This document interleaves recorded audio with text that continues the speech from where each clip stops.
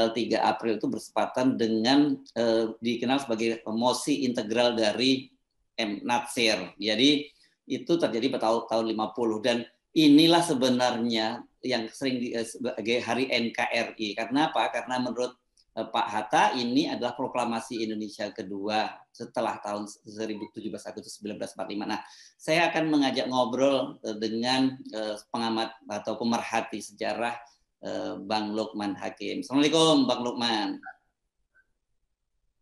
Waalaikumsalam warahmatullahi wabarakatuh. Ya, Apa kabar Mas Hersu? Ya, alhamdulillah, jangan lemes ya. Ini hari pertama puasa, semangat. Nah, ayo, ini ada satu hari yang sangat penting. Kan kalau sekarang ini banyak sekali orang teriak-teriak soal NKRI harga mati. Barangkali orang banyak nggak tahu sejarah NKRI di Indonesia itu. Ya, ini dengan mosi integral dari Natsir. Mungkin sebagai pemerhati sejarah bisa membantu menyegarkan kembali ingatan kita soal itu, Bang Lukman. Ya. Pertama, Undang-Undang Dasar 1945 itu memang sejak awal menyatakan Indonesia ini negara kesatuan berbentuk republik. Ya. Itu sejak disahkan 18 Agustus 1945 itu sudah seperti itu bunyinya. Akan tetapi itu kan baru cita-cita. Proklamasi kemerdekaan sendiri kan masih belum jelas ini siapa yang mengakui kemerdekaan. Ada cerita misalnya Pak Saprudin itu dalam biografinya mengatakan ada seorang menteri bahkan yang belum berani datang ke kantornya karena dia nggak yakin apakah stafnya di kantor itu akan menerima dia sebagai menteri gitu loh. Ini Pak Saprudin. Padahal dia menteri. Ini Pak Saprudin bercerita ada seorang perwira negara. Perwira negara. Jadi Presiden RI yang kedua juga ini ya, sering dilupakan sejarah ya. Ya. Jadi sesudah proklamasi itu ada temannya Pak Saprudin, dia salah satu menteri dalam kabinet Bung Karno, itu nggak berani datang ke kantor. Karena dia nggak yakin bahwa dia akan diterima oleh stafnya sebagai menteri. Nah, didatangi oleh Saprudin, kenapa takut? Ayo kita datangi. Nah, ternyata, jadi ada sikap seperti jadi proklamasi sendiri belum jelas. Itu kan baru pernyataan sepihak ya.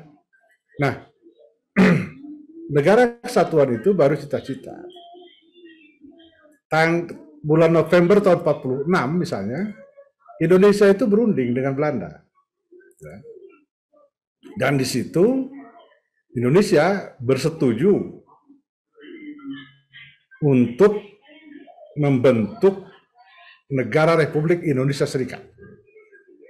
Jadi baru 1 tahun itu, 1 tahun lebih sedikit, ya Kabinet Syahrir didukung oleh Presiden Soekarno dan Wakil Presiden Muhammad Hatta itu menandatangani persetujuan Linggarjati yang menyetujui dibentuknya negara Republik Indonesia Serikat terdiri atas negara Borneo, negara Republik Indonesia, dan negara Indonesia Timur. Nah, yang berkeras menolak ini secara kelembagaan ya, partai, itu Masyumi. Hanya 2 partai yang menolak perjanjian Linggarjati. Tapi Ormas juga. Ya, jadi yang menolak itu Masyumi, Majelis Muhammadiyah Indonesia ya, Majelis Syuro Muslimin Indonesia, Masyumi itu ya. Ya, dia menolak Linggarjati. Ya. Nah, Masyumi, Muhammadiyah, apalagi GPII, PNI, ya. Ada Kebaktian Rakyat, Kerukunan Rakyat Indonesia Sulawesi, KRIS, dan macam-macam itu. Itu menolak, ya, menolak Linggarjati. Karena Linggarjati itu menyetujui pembentukan, bukan hanya menyetujui pembentukan negara serikat, tetapi juga Republik Indonesia itu tersisa hanya Sumatera, Jawa, Madura. Nah, Masyumi kemudian bersekutu dengan Tan Malaka, membentuk Persatuan Perjuangan bulan Januari tahun 46. Ya. Tan Malaka itu, Persatuan Perjuangan itu kan berprinsip atas dasar kemerdekaan 100% berunding dengan Belanda. Nah, itu beda dengan Syahrir. Kalau Syahrir berunding dengan Belanda untuk kemerdekaan 100%. Nah, kalau Tan Malaka atas dasar kemerdekaan. Nah, ini kemudian hasil Liga Jati dibawa ke KNIP, ya, parlemen, untuk diratifikasi. Ternyata suara-suara menolak Liga Jati itu tetap keras. Jadi sampai Bung Hatta pada pidato di KNIP itu mengancam. Kata Bung Hatta, kalau tidak setuju perjanjian Liga Jati, silahkan cari presiden dan wakil presiden yang lain. Nah, itu kan udah gertakan luar biasa. Rupanya digertak begitu, sebagian takut juga kan. Ya masa harus cari presiden yang lain. Tetapi Masyumi dan PNI tetap pada pendiriannya menolak Liga Jati. Jadi menjelang pemungutan suara, Masyumi walk out. Nah, pertanyaan kita kemudian, siapa sebenarnya yang pro NKRI? Kan? Ya kan? Bung Karno, Bung Hatta, Syahrir, dan para menteri di kabinet yang mendukung Liga Jati, atau Masyumi dan PNI yang menolak Liga Jati. Itu kalau sejarah itu kita lihat secara hitam putih, kita pasti akan mengatakan Soekarno, Hatta, Syahrir, Rum itu federalis, ya kan? Karena mendukung Liga Jati. Masyumi dan PNI itu unitaris. Tapi kan sejarah enggak seperti itu. Tahun 92 atau 93, waktu saya menulis biografi Dr. Anwar Haryono, saya berkesempatan ngobrol dengan Pak Nasir. Saya tanya soal ini. Saya bilang, jadi kita tahu di kabinet Syahrir, ini unik, di kabinet Syahrir itu ada menteri-menteri Masyumi. Ada Rum, ada Haji Agus Salim, ada Wahid Hasim, ada K. Fatur Rahman, ada Anwar Cokro Aminoto, ada Natsir. Ini orang-orang ini itu mendukung kabinet Syahrir. Mereka menteri di situ. Mereka mendukung perjanjian Liga Jati. Rum itu menjadi anggota delegasi. Masyumi berkirim surat kepada para menterinya itu supaya para menteri ini menyesuaikan sikapnya dengan pendirian politik Masyumi. Tapi oleh Natsir CS dijawab, ini kabinet kerja, ini zakon kabinet. Dalam zakon kabinet tidak etis partai ikut campur. Nah, coba. Nah, saya tanya itu kemudian, ini Pak Nasir, kenapa Bapak bersikap seperti itu? Kata Pak Nasir begini, katanya. Waktu itu, kemerdekaan itu, proklamasi kemerdekaan itu kan baru persoalan antara kita dengan kita saja. Belum jelas ke depannya akan seperti apa. Maka, nah, kebetulan, ya ini bukan kebetulan, ini takdir Allah, itu ada perubahan kan. Semula Indonesia ini akan menjadi barang inventaris yang akan diserahkan kepada Amerika. Tapi pada pokoknya sesudah bulan-bulan itulah, ada pertemuan di Potsdam. Nah, menyerahkan Indonesia itu ke Inggris. Karena Jenderal MacArthur itu sedang konsentrasi untuk mengalahkan Jepang. Nah, Inggris menerima pendadakan itu nggak siap. Maka dia telat datang ke Indonesia ini. Dan datang pun dengan bawa pasukan hanya sedikit. Sehingga dia baru akhir September datang ke Indonesia. Sehingga antara 17 Agustus 45 sampai akhir September, itu pemerintah kota Jakarta itu sudah konsolidasi.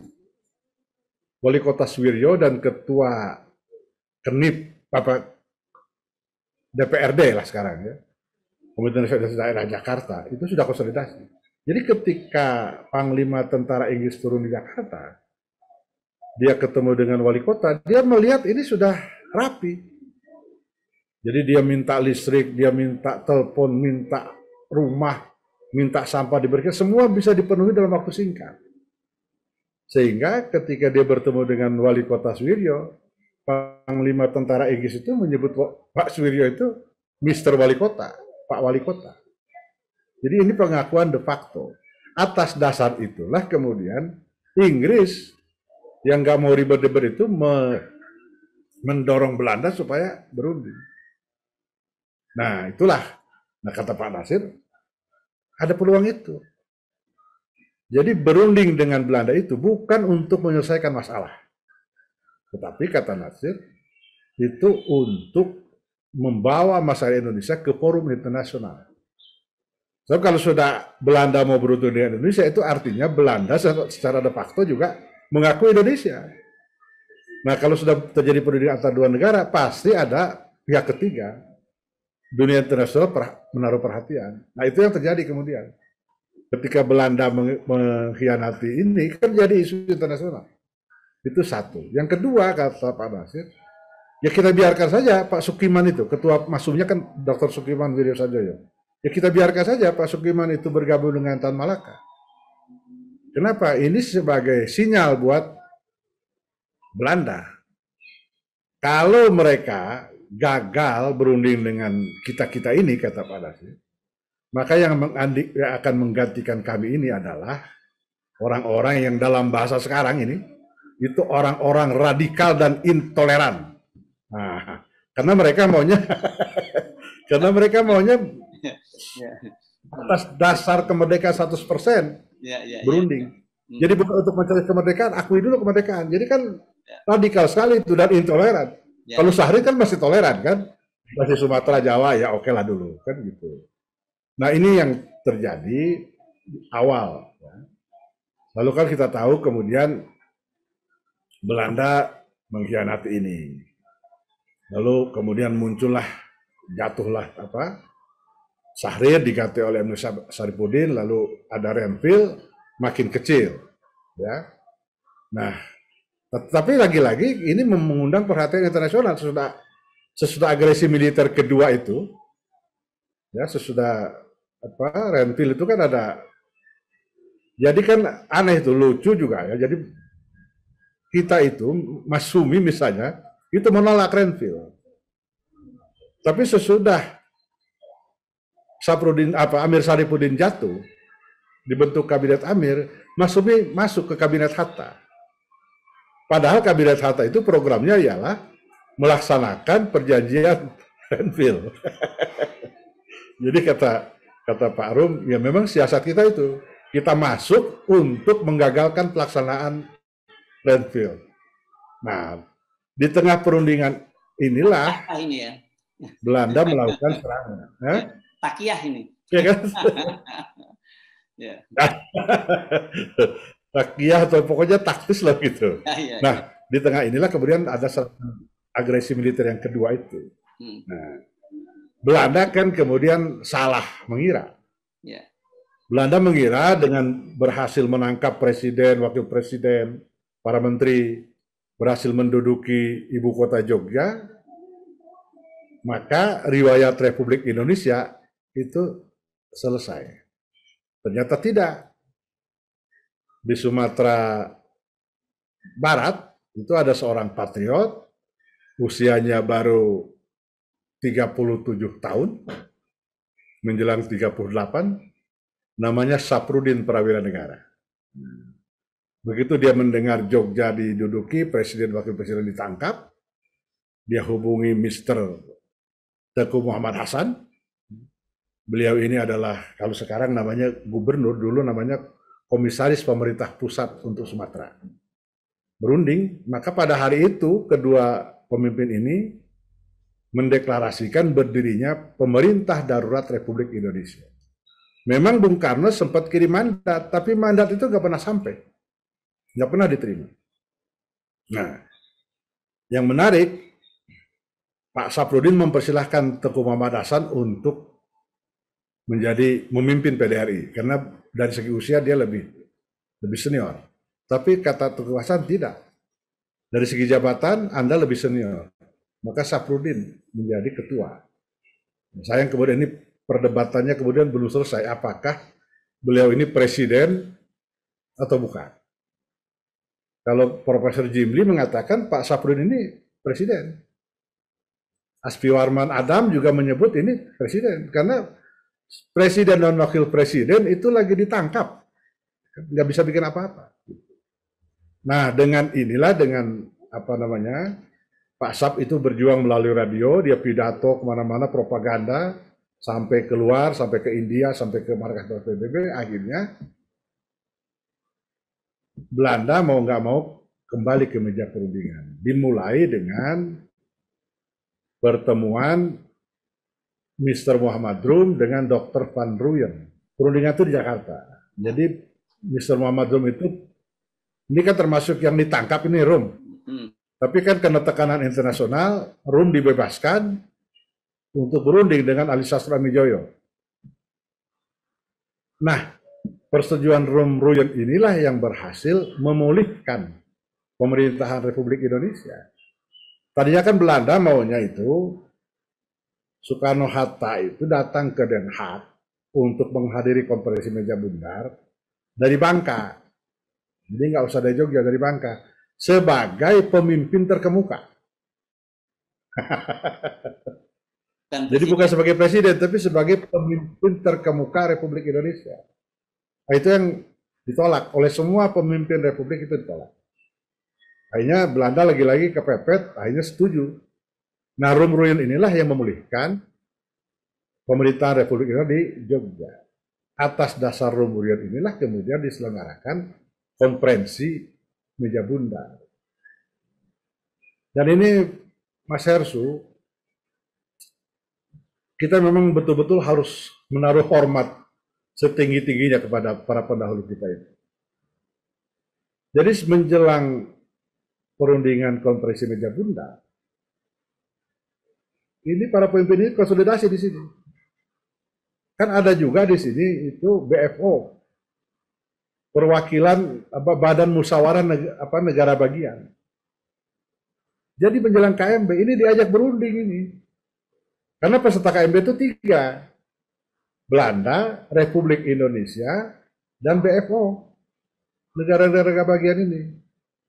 Nah, itu hebatnya, sebelum berangkat ke Belanda, RI itu mengontak dulu BFO.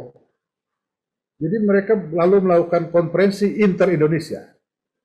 Diselenggarakan di Jogja dan di Jakarta. Hasilnya itu positif buat Indonesia. Jadi misalnya BFO setuju 17 Agustus itu sebagai hari nasional. Ya. Setuju bendera merah putih sebagai bendera kebangsaan. Setuju Indonesia Raya sebagai lagu kebangsaan. Itu kan semua itu menguntungkan. Ya. Maka dengan modal itu kita berangkat ke KMB. Nah, hasil utama KMB itu ialah Belanda menyerahkan kedaulatan kepada negara Republik Indonesia Serikat. Di belakang hari, ya, Bung Karno dan banyak yang lain lah, itu keberatan dengan istilah penyerahan. Harusnya katanya ini bukan penyerahan, tapi pengakuan. Belanda mengakui kedaulatan Indonesia. Tapi kata Pak Rum, ya Bung Hatta ini memilih kalah dalam kata-kata, tetapi menang dalam kenyataan. Kenapa? Karena sampai akhir itu Belanda masih tetap menganggap kedaulatan Indonesia itu di tangan Belanda. Melalui KMB, Belanda menyerahkan kedaulatan kepada negara Republik Indonesia Serikat. Dan di situ dikatakan bahwa penyerahan itu tidak bisa dibatalkan dan tidak bisa diganggu. Tanggal 27 Desember tahun 49 dilakukanlah serah terima di Belanda dari Ratu Juliana kepada Wakil Presiden Perdana Menteri Muhammad Hatta. Di Jakarta itu dari Mr. Loving gitu, Wakil Ratu Juliana di Belanda, kepada Sultan Hamengkubuwono ke-9, didampingi oleh Mr. Muhammad Rum. Sudah dengan itu, bendera merah putih berkibar, terbentuk negara Republik Indonesia Serikat, terdiri atas 16 negara bagian. Nah, ternyata Mas Hersu baru seminggu penandatanganan itu, penyerahan kedaulatan, tanggal 4 Januari tahun 1950, rakyat di Malang itu demo. Mereka menolak bergabung ke Jawa Timur. Mereka mau gabung ke RI. Ke RI, ya, ya. Lalu di mana-mana, di Bogor, di Jakarta, di Sukabumi, di apalagi di Makassar, di Sumatera Timur, di mana-mana itu. Itu ramai. Nah, disitulah yang kemudian Natsir memperhatikan ini kok pemerintah pasif. Ya. Pemerintah terlihat pasif. Jadi memang konstitusi RIS itu memungkinkan negara bagian itu bergabung ke negara bagian lain, itu dimungkinkan. Tapi kata Natsir nggak bisa begitu, nggak bisa cuma pasif seperti itu, harus diberi arah. Karena ini negara kita baru berdiri, belum seumur jagung kan. Nah, Natsir ini bersama Haji Agus Salim itu sesudah KMB nggak mau ikut dalam kabinet. Karena seperti kita ketahui, KMB itu kan belum memasukkan Irian Barat. Papua itu belum masuk. Itu ditunda. Jadi kata Natsir, bagaimana mungkin saya jadi Menteri Penerangan yang harus menjual KMB. Jadi kata Pak Natsir, ibarat pedagang kue, nggak mungkin dong saya harus menjual kue yang saya nggak suka. Nah, karena itu Natsir dibujuk oleh Bung Karno. Kata Bung Karno, 10 orang menteri boleh mundur, tapi jangan Natsir. Natsir tetap kukuh nggak mau masuk kabinet. Nah itu menguntungkan ternyata, karena Natsir ini dapat nganggur. Lalu, ditawari juga, Natsir itu ditawari juga untuk menjadi Perdana Menteri RI. Kan sesudah Republik Indonesia Serikat terbentuk, Soekarno kan jadi Presiden RIS. Ditinggal ini RI. Yang menjadi Presiden RI itu kemudian Mr. Asaad. Nah ini pertanyaan juga ini. Mr. Asaad ini presiden atau bukan? Yang diproklamasikan 17 Agustus itu kan Republik Indonesia. Dan Presiden Republik Indonesia antara 27 Desember sampai 15 Agustus, 49 sampai 15 Agustus 50, itu Mr. Asaad. Nah, Asaad kemudian membentuk kabinet, Natsir diminta menjadi Perdana Menteri. Natsir menolak. Dia bilang, biar saya mengurus partai aja lah. Saya mengurus Masyumi yang tidak lebih rendah dari ini. Jadi Dr. Abdul Halim menjadi Perdana Menteri. Nah, dalam posisi ini sebagai ketua fraksi, tadi sebagai orang bebas, itu Natsir diberi tugas oleh Bung Hatta keliling ke negara-negara bagian. Supaya komunikasi nggak putus gitu. Antara lain misalnya Natsir menemui Kartosuwiryo, membujuk supaya Kartosuwiryo jangan memproklamasikan BI, tapi kan gagal. Nah itu. Nah, jadi sesudah demo-demo itu, Natsir kemudian keliling ke berbagai negara bagian, juga ketemu dengan seluruh pimpinan fraksi. Kesimpulan Natsir, negara-negara bagian itu mau saja membentuk negara kesatuan. Tapi kalau disuruh bubar nggak mau. Disuruh bubar kemudian suruh gabung ke RI nggak mau. Karena kata mereka posisi kita sama. Jadi ketika Natsir kemudian menjajaki itu, kata mereka posisi kita sama. Menurut konstitusi RIS, Indonesia Timur, Sumatera Timur, Republik Indonesia itu sama-sama negara bagian dalam negara Republik Indonesia Serikat. Jadi nggak ada yang lebih besar. Nah, ketika Natsir ketemu dengan para pemimpin RI di Jogja, mereka juga keras. RI juga nggak mau. Kata mereka, masa kami harus bergabung dengan negara bikinan Van Mook? Nah, jadi ego masing-masing itu tinggi di situ. Nasir kemudian merumuskan yang pada hari ini 72 tahun yang lalu dipidatokan di parlementaris. Jadi sebelum pidato, naskahnya itu ditawarkan dulu kepada seluruh pimpinan fraksi, maka itu didukung itu oleh hampir semuanya itu. Nah, saya bisa bacakan ini, pendukungnya ini, yang menandatangani mosi integral itu Muhammad Natsir, Subadyo Sastro Satomo, ini saya kenal di PSI ini, Hamil Al-Gadri, ini PSI, ini kakeknya Nadim, Insinyur Sakirman, ini PKI ini, PKI, ya kan, kakaknya ya, Jenderal siapa? Esparman. Esparman. Kawardoyo. Ya, Esparman. Ya.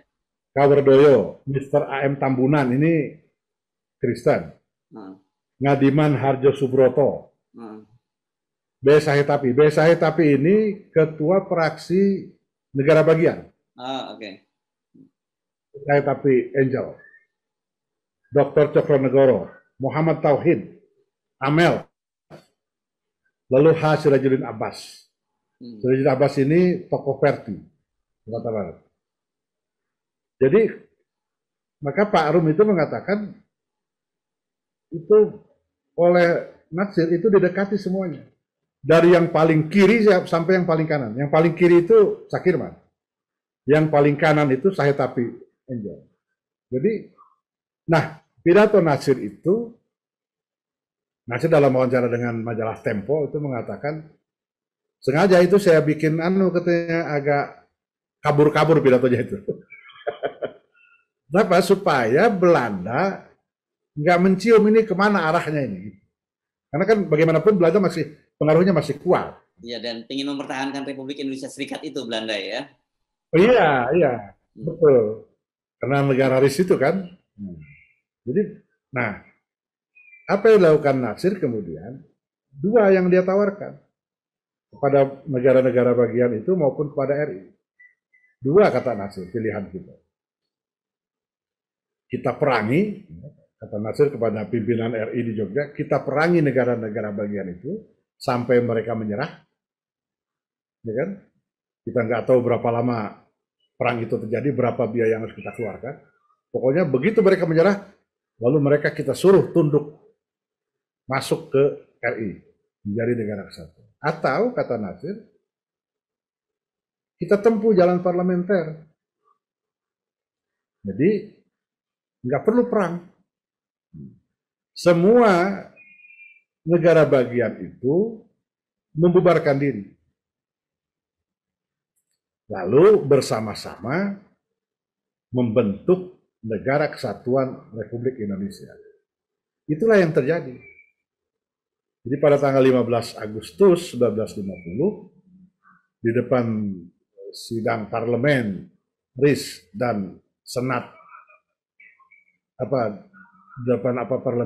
parlemen RI dan Senat RIS, Bung Karno membacakan piagam pembentukan Negara Kesatuan Republik Indonesia. Apa yang bisa kita ambil, Mas Hersu? Menurut saya ini kepiawaian. Bagaimana Natsir memberi solusi kepada bangsa ini tanpa mempermalukan siapapun.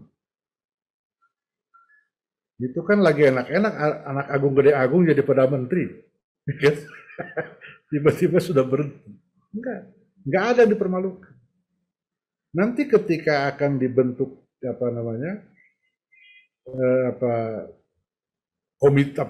ada komite itu, ada semacam komite pembentukan negara kesatuan. Itu Natsir nggak tampil. Jadi mengatakan, sudahlah, kita punya Soekarno, punya Hatta. Dua figur yang kalau kita tawarkan menjadi presiden, menjadi wapres, itu nggak akan ada orang yang menolak. Nah kita, kata Pak Natsir, kita ini udah, tugas kita sudah selesai, kita minggir. Kalau diperlukan kita terima, kalau nggak apa-apa. Yang penting ini tercapai. Nah, begitulah kira-kiranya, Mas Erso. Jadi Kronologinya seperti itu.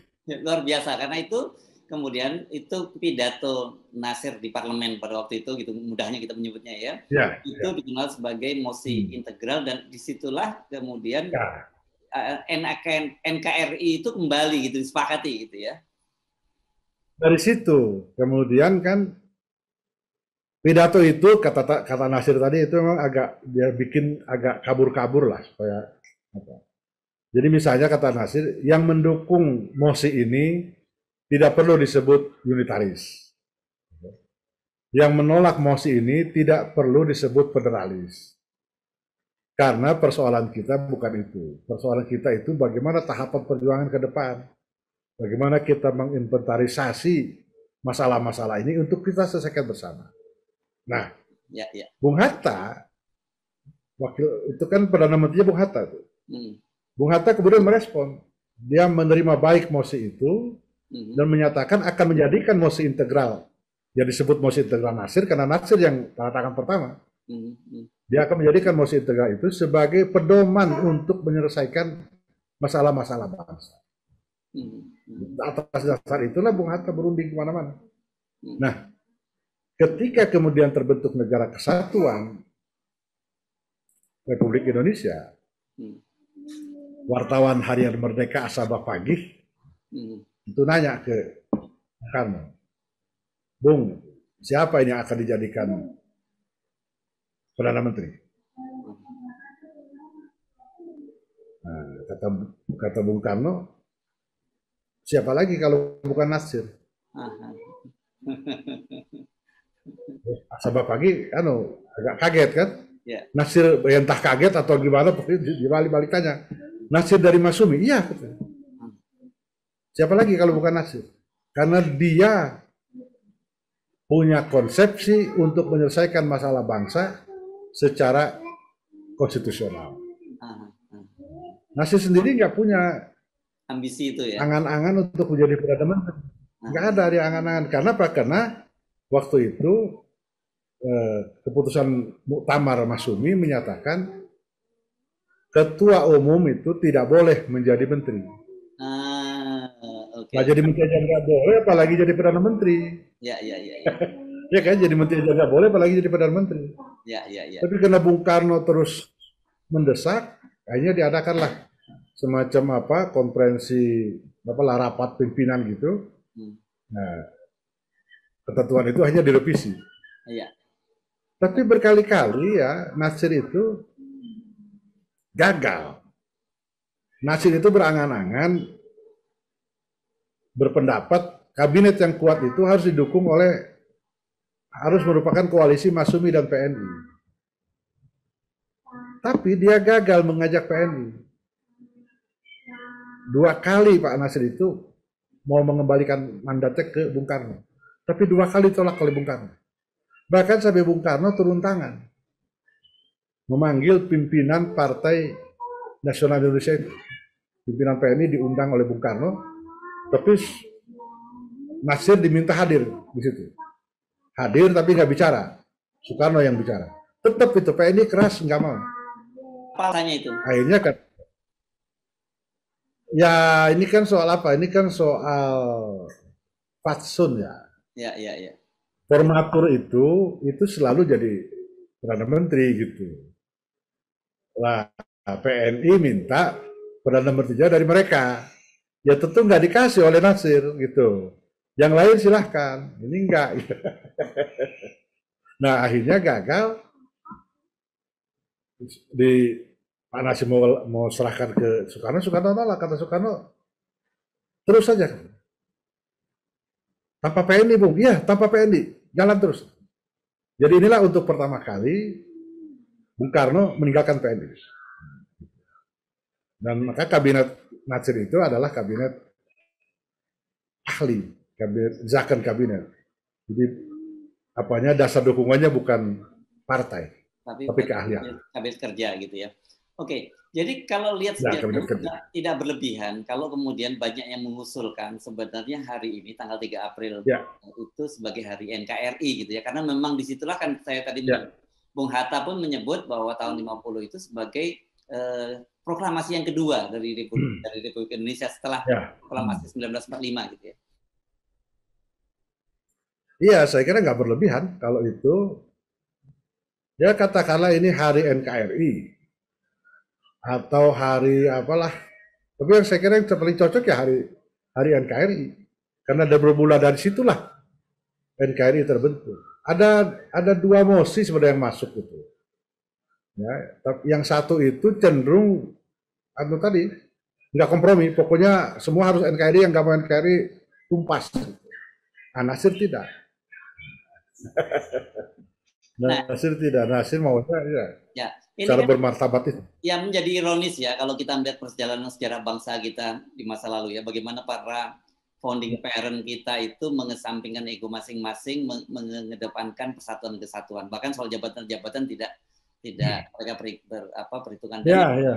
Dalam konteks sekarang ini yang saya maksud adalah ketika kita bangsa sedang terbelah, menyebut umat Islam sebagai kadrun, kemudian yang lawannya sebagai presiden sebagai kampret, ini jadi ironis juga karena ternyata kalau selama ini kadrun itu dianggap anti NKRI dan mereka pendukung pemerintah yang paling pro NKRI, tapi sesungguhnya justru mosi itu berasal dari, kalau Masumi ini kan kalau dalam konteks sekarang ya, kadrun lah gitu ya. Iya, dari Ustadz itu. Ustadz itu, Nasir itu Ustadz. Dia itu pemimpin Persatuan Islam, murid Ahmad Hasan, Ustadz Ahmad Hasan. Jadi luar biasa, ini gagasan itu muncul. Itu dari seorang Ustadz. Yang sampai akhirnya itu juga kan tetap sebagai dai. Ya, dengan mendirikan. Nah, menurut saya yang paling kan Pak Dewan Dakwah lalu menjadi tokoh Islam internasional. Ya. Kan namanya kan sejajar dengan Maududi dan Hasan An-Nadwi. Ya. Oke. Sukardawi aja pernah datang ke sini kan, Sukardawi pernah datang ke Al-Quran untuk ketemu Pak Nasir. Ya. Nah, saya kira ini penting kita untuk kembali belajar sejarah gitu, karena kita jujur saja prihatin situasi sekarang, pembelahan semakin terjadi. Kemarin Bang Lukman pasti ikut mengamati bagaimana ketika muncul pemecatan Pak Terawan dan kemudian ketahuan ketua ID-nya itu adalah anggota Majelis Ulama Indonesia dan berjenggot, itu kemudian itu dinarasikan sebagai kadrun. Kan ini kan berbahaya yang semacam ini karena mereka tidak ngerti sejarah. Luar biasa. Ya. Oke. Jadi apa yang kita bisa ambil nih, Bang Lukman, dari pelajaran ini, dari sejarah tentang mosi integral Pak Nasir ini? Ya, saya kira yang paling penting ialah Pak Nasir itu sudah memberikan, dan itu diakui oleh Bung Karno, Pak Nasir itu mampu menyelesaikan masalah bangsa. Kalau sudah Bung Karno, dia punya konsepsi. Nasir dari Masumi itu punya konsepsi untuk menyelesaikan masalah bangsa secara konstitusional. Dalam perjalanan selanjutnya, Mas Hersu, itu harus kita catat. Itu Partai Katolik dan Partai Kristen itu paling senang kalau Masumi jadi formatur. Nah, kenapa? Karena nggak usah minta. Oh, nggak usah minta. Ya. Nggak usah minta itu pasti dapat. Oke. Pasti dapat. Ya. Nah, jadi begitu kata Mas, dulu begitulah kami berjuang itu, katanya kan. Ya. Yang besar, yang kecil kita sama-sama. Ya. Tidak yang besar menguasai, yang kecil enggak, semua kita sama-sama. Ya. Jadi tanya Pak Kasimo itu. Nah, misalnya begini, mereka bisa berbeda pendapat. Ya kurang apa perbedaan pendapat Nasir ini Masumi dengan PKI. Tapi untuk urusan bangsa, untuk urusan NKRI, Nasir menemui Sakirman. Jadi Sakirman itu ditemui oleh Nasir. Diajak diskusi ini bagaimana. Apa RIS mau dipertahankan, apa bagaimana, itu didiskusikan. Jadi tidak segan kalau untuk masalah bangsa. Semua perbedaan setajam apapun dilupakan. Saya Ya, kira itu pelajaran yang ya, menurut saya generasi ini harus banyak belajar itu. ya. Saya pernah membaca juga, saya tidak tahu apakah ini fakta atau sekedar mitos gitu saja bahwa dengan Pak Kasimo tadi yang disebut dari Partai Katolik itu kan sering sekali terjadi Ya. perdebatan yang sangat tajam gitu. Tapi pulang-pulang dari gedung parlemen itu mereka bisa pulang berboncengan sepeda gitu ya, Bang Lukman?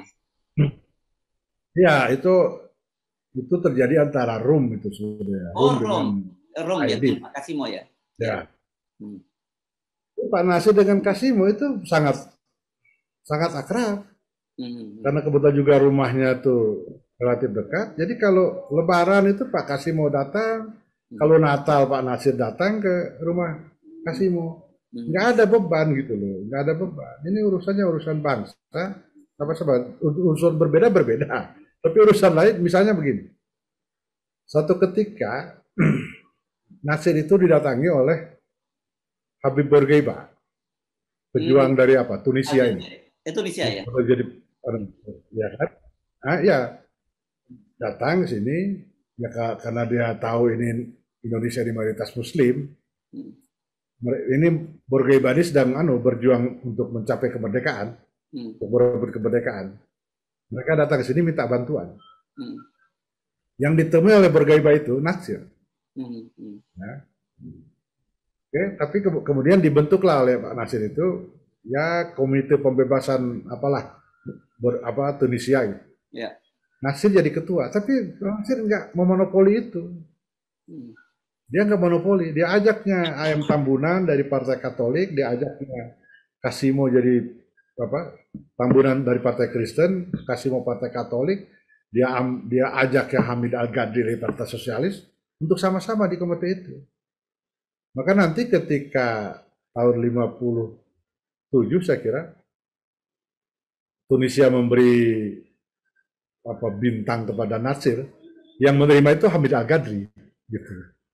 Jadi secara ideologi bisa berbeda, tetapi misalnya ya kalau agak jauh sedikit antara Ki Hajar Dewantoro dengan Sukiman Wiryosanjoyo itu berbeda. Secara ideologi itu berbeda. Tapi mereka akrab. Bahkan sampai rakyat menjelang wafatnya Pak Sukiman itu berwasiat kepingin dimakamkan di sebelah makam Ki Hajar di komplek Taman Siswa. Dan itu dikabulkan. Jadi sampai akhir hayatnya, sampai jenazah makamnya pun berdampingan. Sukiman dengan Ki Hajar Dewantoro. Padahal secara ideologi berbeda. Nah itu saya kira pelajaran paling penting. Nggak ada pakai Pak Nasir itu cerita tentang Aidit misalnya. Tentang Aidit. Jadi kata Pak Nasir itu kalau sudah berdebat di parlemen itu kami itu sudah saling merah muka itu, sudah merah padam tuh berdebatnya, sudah emosi tinggi. Kata Pak Nasir, saya udah pengen ambil kursi aja, saya mau lemparnya tuh Aidit tuh, gitu kan. Saking jengkel. Tapi begitu break, Nasir duduk gitu kursi, tahu-tahu Aidit datang, bawa 2 cangkir kopi. Nah duduk dia, ini Bung. Nah kita minum ngobrol soal keluarga gitu loh. Dia tanya, Bung, saya dengar istri Bung sakit. Oh iya, kata. Mohon maaf saya belum bisa besuk. Tapi nanti biar istri saya nanti sore saya minta untuk menjenguk ses. Kebetulan kan istrinya Aidit itu dokter. Biar diperiksa apa penyakitnya. Jadi mereka bisa berhubungan secara manusiawi. Itu yang menurut saya Pak Nasir itu berkali-kali tuh mengulang cerita itu.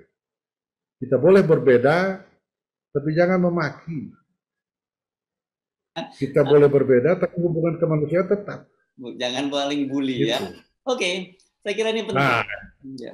Pesan-pesan itu penting sambil kita mengingat bahwa mengingatkan kembali bahwa hari ini tanggal 3 April tahun 1950 itu berapa? 72 tahun yang lalu itu ada mosi integral dari M. Nasir yang tokoh Masumi itu yang kemudian menjadi titik menjadi dianggap sebagai proklamasi lagi menyatukan Indonesia menjadi NKRI dari Republik Indonesia Serikat ya. Dan kemudian tadi cerita jangan lupa Mas Hersu. Ya. Mas Hersu jangan lupa itu. Ya. Mansur itu, ya kalau kata Bung Hatta, itu anak emasnya Soekarno. Ah, ya, ya, ya, ya. Oke. Anak emas itu Pak Nasir itu cerita, di puncak perbedaan pendapat mereka, Ya, pada tahun baru 1 Januari 98, ya, dulu rupanya ada, kalau menyambut tahun baru ada perayaan di istana. ya, Itu Bung Karno masih mengundang Pak Nasir dan istrinya, dan mereka berjabat tangan itu hangat gitu. ya. Ada, Padahal sudah perbedaan pendapatnya sudah ya, ya. Ada foto-fotonya ini. Saya pernah gitu. melihat foto-fotonya yang sangat bersejarah itu. Ya, Nah, itu di IPOS gitu ya. Pak Nasir ya, bilang ya, itu di IPOS. ya. Saya nggak tahu masih ada apa enggak. Ya, penting saya kira ini. Jadi sudah pantas lah kalau Ya, 3 April dijadikan hari tadi itu ya, hari NKRI. ya. Samping itu yang kita bisa ambil anunya, hikmahnya adalah mestinya perbedaan-perbedaan pandangan di antara kita ini tetap tidak memecah belah kita sebagai anak bangsa dari negara Ya, betul. Indonesia gitu ya. Dan Betul. itu adalah peran dari seseorang yang dulu kalau sekarang itu sebagai kader, yakni Pak Muhammad Nasir, pendiri Dewan Dakwah Islam gitu ya. Betul, ya. Iya, Terima Ketua kasih. Umum Partai Masyumi. Benar ya, betul. Ya, Dan kemudian belakangan kan kemudian beliau menjadi tokoh jadi tokoh ya, Dewan betul. Dakwah ya. Baik, Ya. Bang Lukman Hakim, terima kasih. Assalamualaikum warahmatullahi wabarakatuh. Waalaikumsalam warahmatullahi wabarakatuh.